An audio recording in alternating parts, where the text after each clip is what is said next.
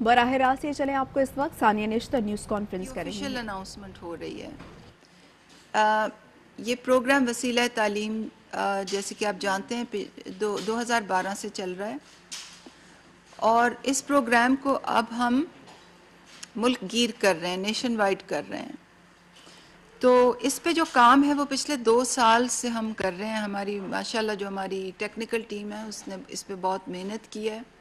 یہ پروگرام 2012 میں شروع ہوا تھا، 5 ڈسٹرکٹ سے شروع ہوا تھا. جب ہماری حکومت آئی تھی تو یہ 50 ڈسٹرکٹس میں چھوٹے سکیل پہ کام کر رہا تھا.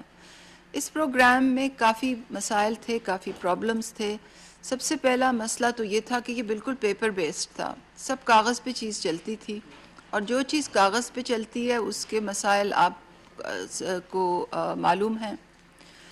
اساس میں آپ کو معلوم ہے کہ ڈیجیٹل طریقہ کار کو ہم نے پوری طرح اپنایا ہوا ہے. ہر پروگرام میں، ایمرجنسی کیش میں بھی، کفالت میں بھی، باقی دیگر پروگراموں میں بھی آپ دیکھتے ہیں کہ پوری طرح ہم ڈیجیٹل طریقہ کار کو، اینڈ ٹو اینڈ ڈیجیٹل طریقہ کار کو اپناتے ہیں تاکہ پروگرام میں شفافیت ہو، ٹریکیبلٹی ہو. اور ہر پروگرام ہم نادرا کے ساتھ انٹیگریٹ کرتے ہیں تاکہ اگر شناختی کارڈ ڈلے تو پورے قوائف سامنے آ جائیں. اور گوسٹ جو کہتے ہیں نا، سوشل پروٹیکشن، سماجی تحفظ کے پروگراموں میں گوسٹ بینیفیشری کا بڑا مسئلہ ہوتا ہے کہ وہ بینیفیشری ہے ہی نہیں اور کاغذوں پہ وہ معاملہ چل رہا ہے. تو بات ہو رہی تھی پروگرام کے مسائل کی پہلے، اور میں نے جیسے کہ عرض کی پیپر بیسڈ پروگرام تھا. ہماری ٹیمز کو بڑے مسائل آ رہے تھے، نمبر 1. نمبر 2 مسئلہ یہ تھا کہ یہ این جی اوز کے ذریعے چل رہا تھا، تو اس میں کارکردگی کے بھی بڑے مسئلے تھے اور آپریشنل کاسٹ کے بھی بڑے مسائل تھے. تیسرا مسئلہ یہ تھا کہ جو بچوں کو جو ہم وظیفہ دیتے تھے وہ بہت تھوڑا تھا، نہ ہونے کے برابر تھا. 750 روپے ان کو ملتا تھا، اور پروگرام بھی بہت چھوٹا تھا، بہت چھوٹے سطح پہ تھا. پچھلے 1.5 سال سے ہماری ٹیم نے، وسیلہ تعلیم کی ٹیم نے ماشاءاللہ بہت محنت کی ہے.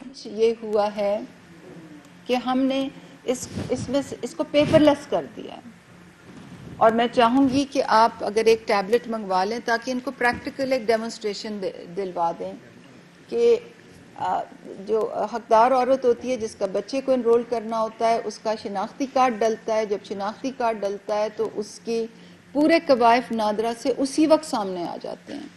جب وہ سامنے آ جاتے ہیں پھر ہم اس بچے کا بے فارم انٹر کرتے ہیں. ہمیں تصدیق ہو جاتی ہے کہ واقعی یہی خاندان ہے، یہی حقدار عورت ہے، اسی بچے کا بے فارم ہے. پھر ہم جو ایڈمیشن سلپ ہوتی ہے اسکول کی، اس کو سکین کر کے ڈالتے ہیں. جو اسکول ہے جو اگر پہلے سے رجسٹرڈ ہے تو اس کے قوائف میچ کرتے ہیں.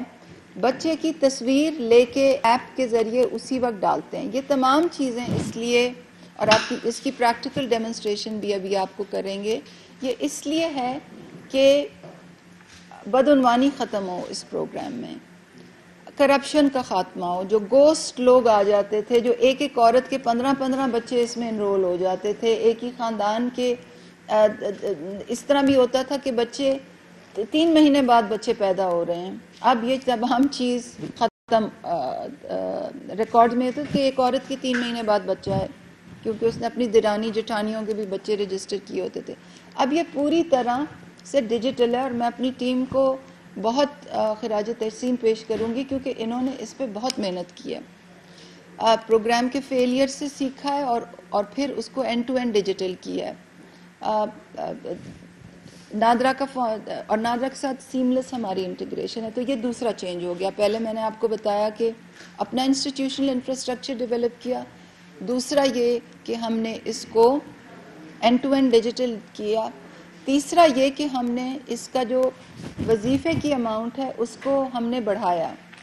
جیسے پیچھے آپ تشریف لائے تھے تو آپ کو ہم نے جب اساس نشو نما پہ میں نے آپ کو بریفنگ دی تھی تو میں نے آپ کو بتایا تھا کہ اساس کے تحت جو بچوں کے جو وظیفے ہوتے ہیں وہ لڑکوں کے لیے کم ہوتے ہیں اور لڑکیوں کے لیے زیادہ ہوتے ہیں. تو اساس نشو نما میں بھی ہر سہ ماہی پہ لڑکی کو 1500 ملتا، لڑکے کے لیے 1500 ملتا ہے اور لڑکی کے لیے 2000 ملتا ہے.